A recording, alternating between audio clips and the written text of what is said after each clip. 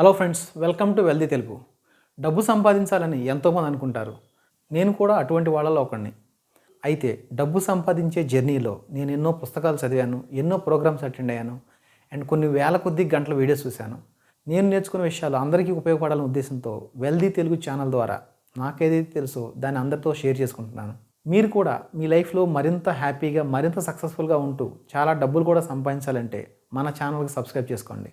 మనం చిన్నప్పటి నుంచి ఎన్నోసార్లు విని ఉంటాం కష్టపడి డబ్బులు సంపాదించాలని. అయితే నిజంగా కష్టపడిన వాళ్ళందరూ డబ్బులు సంపాదిస్తున్నారా? కష్టంతోనే మనం డబ్బులు సంపాదించగలుగుతామా అనేది ఈరోజు వీడియోలో చూద్దాం. మనం డబ్బులు ఎలా సంపాదిస్తాం? మనం వేరే వాళ్ళకు ఉపయోగపడే ఏదైనా పని చేసినప్పుడే మనకి డబ్బులు అనేది వస్తాయి. ఒక మనిషి అంటే అతనికి బాడీ, మైండ్ రెండూ ఉంటాయి. మనం వేరే వాళ్ళకు ఉపయోగపడేటట్టు మనం బాడీతో పని చేయొచ్చు, లేదా మన మైండ్తో పని చేయొచ్చు. బాడీతో పని చేయడం అంటే ఏంటి? ఫర్ ఎగ్జాంపుల్, ఒక వాచ్మెన్ ఉండొచ్చు, ఒక డ్రైవర్ ఉండొచ్చు, లేదా ఒక కన్స్ట్రక్షన్ లేబర్ ఉండొచ్చు. అతను తన శారీరక కష్టం ద్వారా వేరే వాళ్ళకు ఉపయోగపడే పని చేస్తాడు. అందుకుగాను అతనికి డబ్బు వస్తుంది. అయితే శరీరంతో పనిచేయడం అనేది చాలా కష్టమైన పని, అందరూ చేయలేకపోవచ్చు. అండ్ ఒక మనిషి బాడీతో కష్టపడితే తనకు వచ్చే డబ్బు కూడా చాలా తక్కువ ఉంటుంది. ఇక నెక్స్ట్ ఏంటంటే మైండ్తో పనిచేయడం. మైండ్తో పనిచేయడం అంటే ఒక మార్కెటింగ్ చేసే వ్యక్తి కావచ్చు, ఒక సాఫ్ట్వేర్ కోడర్ కావచ్చు, లేదంటే స్కిల్స్తో పనిచేసే ప్రతి ఒక్కళ్ళు కూడా వాళ్ళ బాడీతో పాటు మైండ్తో కూడా పనిచేస్తారు.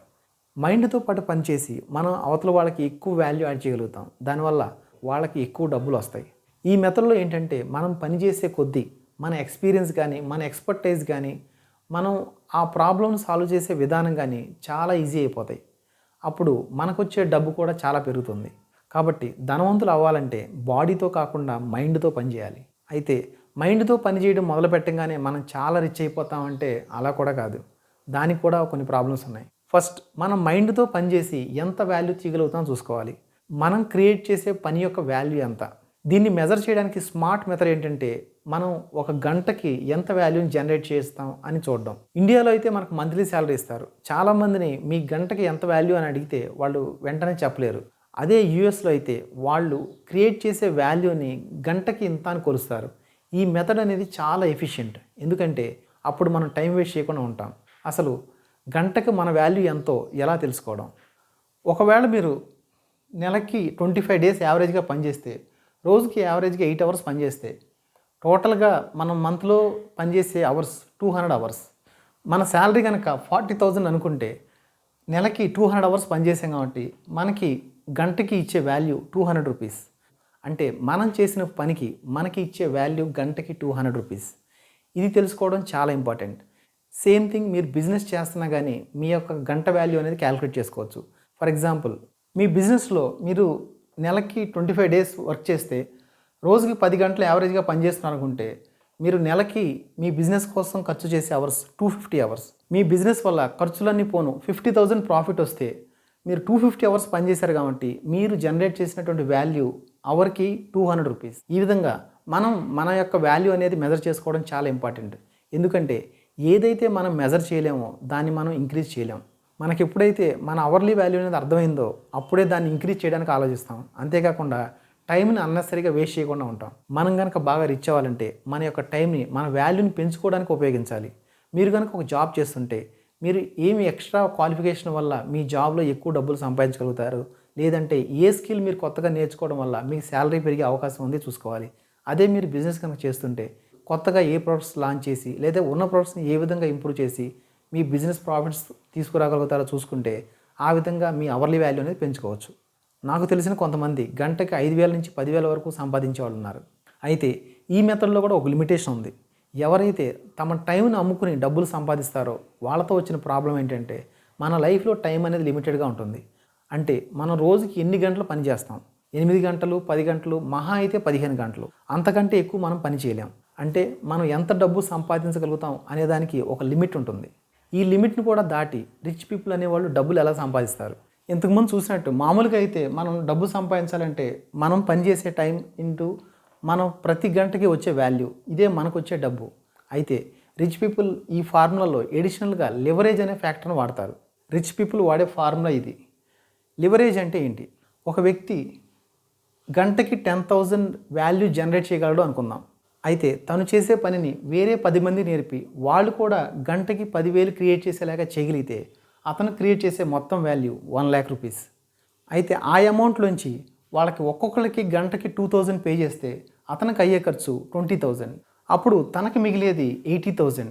అంటే ఒక 10 మందిని తను రిక్రూట్ చేసుకోవడం వల్ల తను గంటకి 80,000 ఎక్స్ట్రా సంపాదించగలుగుతున్నాడు. ఇదే లివరేజ్.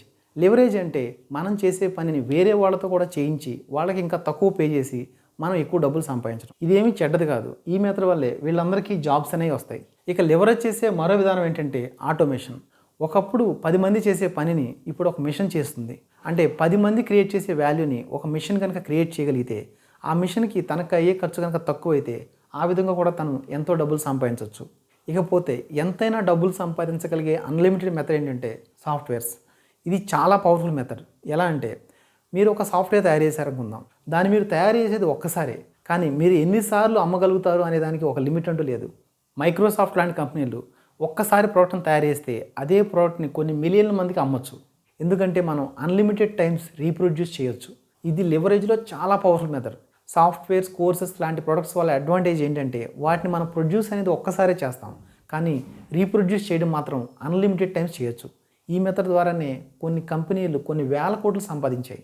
సో కొంతమంది చాలా రిచ్ అవ్వడానికి కారణం వాళ్ళు లక్కీ అవ్వడం వల్ల కాదు, ఇటువంటి మెథడ్స్ను వాడడం వల్ల. మనం కూడా రిచ్ అవ్వాలంటే ఇటువంటి మెథడ్స్నే మనం వాడాలి. సో ఫ్రెండ్స్, అర్థమైంది కదా రిచ్ పీపుల్ అనేవాళ్ళు ఎలా ఆలోచిస్తారు. ముందుగా వాళ్ళు వాళ్ళ బాడీతో కంటే వాళ్ళ మైండ్తో స్మార్ట్గా పనిచేస్తారు. సెకండ్, వాళ్ళు టైం అనేది లిమిటెడ్ అని ముందుగానే గుర్తిస్తారు కాబట్టి ఎప్పుడు కూడా టైంను అమ్మి డబ్బు సంపాదించాలని అనుకోరు. వాళ్ళు ఎటువంటి గొప్ప ప్రోడక్ట్స్ తయారు చేయాలని చూస్తారంటే ఏ ప్రోడక్ట్ అయితే మల్టిపుల్ టైమ్స్ మిలియన్స్ ఆఫ్ పీపుల్కి అమ్మగలుగుతామో అటువంటి ప్రోడక్ట్స్ తయారు చేయాలని చూస్తారు. ఇప్పుడు మనకి రిచ్ పీపుల్ యొక్క సీక్రెట్ అనేది క్లియర్గా అర్థమైపోయింది. కాబట్టి మనం కూడా రిచ్ అయిపోవచ్చు అంటే అలా జరగదు. ఇవన్నీ తెలిసి కూడా మనం ఎందుకు రిచ్ అవ్వలేము అంటే ఒక 3 పనులు చేసే వరకు మనం రిచ్ అనేది అవ్వలేము. అవేంటి అనేది నేను ఆల్రెడీ ఒక వీడియో చేశాను, లింక్ డిస్క్రిప్షన్లో ఇస్తున్నాను, ప్లీజ్ వాచ్. అండ్ ఫ్రెండ్స్, మనం ధనవంతులు అవడం అనేది ఒక ప్రాసెస్. ఇది ఒక వీడియో చూస్తేనో, ఒక బుక్ చదివితేనో, ఒక మంత్రం జపిస్తేనో జరిగిపోయేది కాదు. మనం ఎంతో డెడికేషన్తో కొన్ని సంవత్సరాలు పనిచేస్తే కానీ ఇది సాధ్యం కాదు. నేనైతే గత 7 సంవత్సరాలుగా ఎన్నో కోర్సెస్ చేశాను, కొన్ని వేల కొద్ది గంటల వీడియోస్ చూశాను. నేను నేర్చుకున్న విషయాల వల్ల నేను మాత్రమే కాకుండా అందరికీ బెనిఫిట్ అవ్వాలనే ఉద్దేశంతో ఈ వీడియోస్ అన్ని చేస్తున్నాను. మీరు కూడా మీ లైఫ్లో ఎవరైనా సరే రిచ్ అవ్వాలని కోరుకుంటుంటే వాళ్ళకి మన వీడియో షేర్ చేయండి. ఈ వీడియో మరింత మందికి చేరడం కోసం లైక్ చేయండి అండ్ మరిన్ని ఇటువంటి వీడియోస్ కోసం మన ఛానల్కు సబ్స్క్రైబ్ చేసుకోండి. థ్యాంక్ యూ అండ్ జై హింద్.